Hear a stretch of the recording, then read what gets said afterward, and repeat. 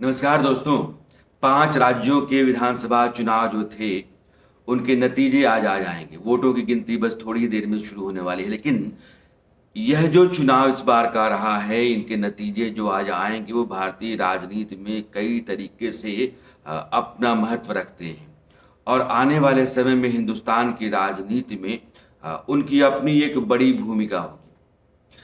ये चुनाव इस बार ये तय करेंगे कि उत्तर प्रदेश में अगर योगी आदित्यनाथ की सरकार की वापसी होती है तो बीजेपी के भीतर नरेंद्र मोदी के बाद आने वाले वक्त में पार्टी जिन चेहरों के आसपास अपनी शक्ति और अपना भविष्य तलाशेगी, उनमें से योगी आदित्यनाथ प्रमुख होंगे। दूसरी बात ये कि राहुल गांधी की अगुवाई में चलने वाली कांग्रेस अगर एग्जिट पोल की हम मान लें, उत्तर प्रदेश में अच्छा नहीं करती है बल्कि बहुत ही खराब करती है और पंजाब में अपनी सरकार गंवा देती है, तो फिर पार्टी कितनी टकराहटों और कितनी कमजोरियों का शिकार होगी, यह समय की पीठ पर दर्ज घटनाएं बताएंगी आने वाला वक्त। तीसरी बात यह कि उत्तर प्रदेश में अखिलेश यादव या फिर उनके साथ जितने भी नेता रहे, या तो वो समाजवादी पार्टी में शामिल हुए या उन्होंने समाजवादी पार्टी से हाथ मिला, गठबंधन किया, उनका 5 साल में भविष्य क्या होगा, यह जितने भी राजनीति के धुरंधर पंडित हैं उनको अनुमान लगाना पड़ेगा। और हो सकता है कि उत्तर प्रदेश में योगी आदित्यनाथ का जो अगला 5 साल होगा, मैं फिर से कहता हूं, जो एग्जिट पोल कह रहे हैं, अगर वही नतीजों में तब्दील हो जाता है तो विपक्ष की भूमिका लगभग नगण्य हो जाएगी या शून्य हो जाएगी।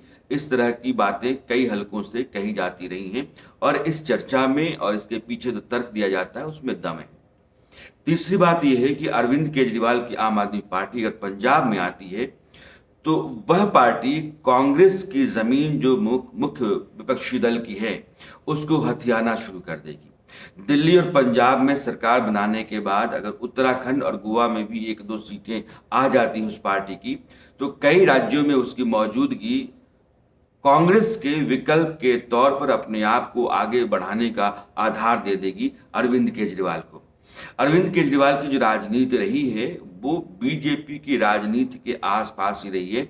आप यूं कहिए कि उससे प्रेरित रही है या फिर बीजेपी के विकल्प के तौर पर बीजेपी के मुकाबले में विपक्ष की तरफ से एक मुख्य प्रतिपक्षी दल के तौर पर आम आदमी पार्टी को खड़ा करने में जो रणनीतिक चीजें उसमें शामिल की गई, उसमें 24 घंटे पार्टी का काम करना, उसका डिजिटल प्लेटफॉर्म का मैनेजमेंट, उसके वर्कर्स को एक साथ जोड़ करके रखना, पार्टी का फॉरवर्ड प्लान रखना, यह सब कुछ जो है वो आम आदमी पार्टी के भीतर भी है। कुल मिलाकर के अरविंद केजरीवाल अपना भविष्य इस बार के चुनाव नतीजों से तय कर सकते हैं, उसमें देख सकते हैं। तीसरी बात ये, या चौथी बात कहिए, कि 2024 के चुनाव के लिहाज से नरेंद्र मोदी अगली बार जो सरकार आएगी उसके मुखिया होंगे कि बीजेपी की अगुवाई में सरकार बनेगी, इसका आधार ये चुनाव तय करेंगे। उत्तर प्रदेश में अगर प्रचंड बहुमत या अच्छे खासे बहुमत के साथ बीजेपी की सरकार आती है तो 2024 का रास्ता बहुत हद तक आसान हो जाएगा। और गुजरात चुनाव जो नरेंद्र मोदी के लिए जिस तरीके से उत्तर प्रदेश उनके लिए दिल्ली आने का रास्ता तय करता है, वैसे ही गुजरात जो इस बार चुनाव में जा रहा है इसी साल, वो नरेंद्र मोदी की साख तय करता है। तो यह जो प्रतिष्ठा है उत्तर प्रदेश की, वही नाक गुजरात में उनकी फंसी पड़ी रहती है। उत्तर प्रदेश के नतीजे बहुत हद तक गुजरात का रास्ता साफ कर देंगे और गुजरात उत्तर प्रदेश दिल्ली का रास्ता नरेंद्र मोदी के लिए बिल्कुल साफ कर देगा।